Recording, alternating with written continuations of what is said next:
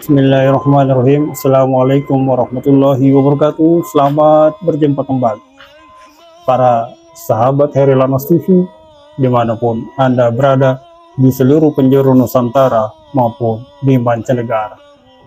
Kembali berjumpa dengan penyiar Anda, Abu Salam Atorik, memancar dari kota Makassar, Sulawesi Selatan, Indonesia, melalui channel kesayangan Anda, Hairil Anas TV. Cukup lama kita tidak bersua, sahabatku semua, mohon maaf.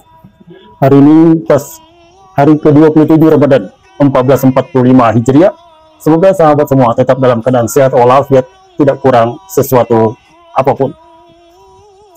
Sahabat Hairil Anas TV, baru saja kemarin kita dihebohkan lagi dengan sekelompok orang yang menggelar Lebaran Idul Fitri lebih awal, yakni pada hari Jumat 5 April 2024 kemarin, yaitu kelompok Aulia yang ada di Gunung Kidul, Yogyakarta. Secara kebetulan sekali, nama kelompoknya sama dengan nama pimpinan kelompok atau imam besar dari Lembaga Dakwah Islam Indonesia, LDII. Hanya saja bedanya, pimpinan dari kelompok ini gentleman, tampil di depan publik melalui media, menyatakan keyakinannya bahwa tidak perlu menggunakan metode penghitungan segala macam. Keyakinannya menyatakan bahwa Lebaran atau 1 Syawal jatuh pada tanggal 5 April. Bahkan si Mbah Ibnu atau nama lengkapnya Ibnu Hajar Pranolo menyatakan bahwa dirinya telah menelpon langsung Allah Subhanahu wa Ta'ala untuk menanyakan kapan jatuhnya tanggal 1 Syawal 1445 Hijriah, dan jawaban dari Allah menurutnya 1 Syawal 1445 Hijriah jatuh pada hari Jumat tanggal 5 April 2024. Saya telepon langsung kepada Allah Ta'ala. Ini jelas sesatnya, jelas kelirunya. Walaupun kemudian di video selanjutnya dia mengklarifikasi bahwa menelpon yang dia maksud adalah berkomunikasi secara spiritual, secara batin. Tetapi itu pun tentu tidak bisa diterima. Tetapi terlepas daripada keliru dan sesatnya, yang kita soroti adalah sikap gentleman beliau tampil di depan publik bersama seluruh pengikut-pengikutnya, menunjukkan jati dirinya bahwa inilah kelompok kami yang memiliki keyakinan yang berbeda dan kami beramal sesuai dengan keyakinan kami itu. Tidak ada bitona, tidak ada kepura-puraan, dan tidak ada kamuflase sama sekali. Jadi kelompok Aulia ini sama sekali tidak menyimpan kedustaan. Apa yang diyakini, maka itulah yang diamalkan, dan itu yang dia tampakkan ke khalayak kepada kaum muslimin. Yang heboh hanyalah kata-katanya yang menyatakan bahwa dia telah berkomunikasi kepada Allah melalui sambungan telepon. Lalu kemudian dia mengklarifikasi dan meminta maaf bahwa maksud daripada menelpon Allah Subhanahu wa Ta'ala adalah berkomunikasi secara batin, secara spiritual. Dan banyak kelompok-kelompok yang lain yang tentu memiliki perbedaan-perbedaan pemahaman, tetapi mereka tidak sembunyi. Ini adalah sikap gentleman. Mereka meyakini sesuatu pemahaman, mereka menjalankannya, mengamalkannya, dan menunjukkannya kepada dunia luar.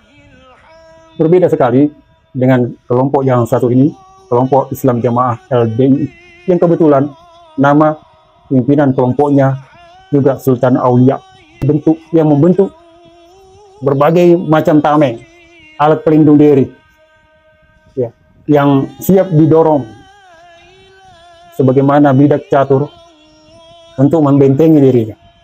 Penentu segala kebijakan di dalam kelompok itu adalah sang Sultan Aulia, tetapi di luar yang menjadi tameng adalah organisasi yang disebut LDII.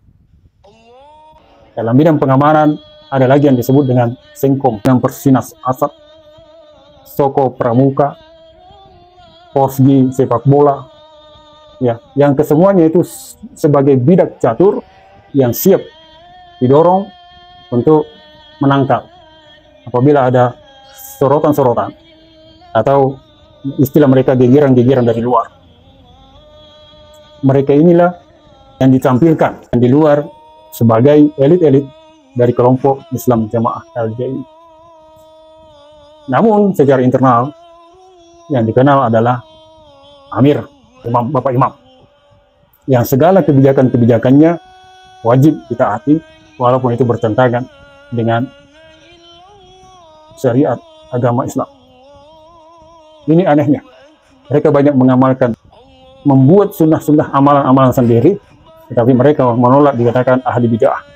Semisalnya persepuluhan, pengakuan tobat, nikah dalam, penebusan dosa, zakat fitrah 40% dikirim ke pusat, infak batu merah di setiap tahun dikirim ke pusat, dan kewajiban-kewajiban setoran lainnya yang dilabeli dengan infak, yang kesemuanya itu tersembunyi dan tidak boleh ketahuan keluar.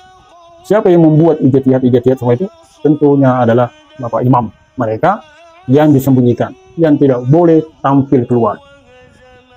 Ini adalah kelompok yang bisa dikatakan tidak memiliki sikap gentleman, mengisap, menguras, memeras pengikut-pengikutnya, namun bersembunyi di balik pengikut-pengikutnya yang dia peras, menipu, membohongi, mendustai pemerintah, lalu kemudian memajukan perangkat-perangkatnya tadi untuk berpenampilan baik, berkamuflase dengan alim ulama, menunjukkan diri di luar seakan-akan sama dan seakidah, tetapi di dalam mereka menggoblok-goblokkan ulama.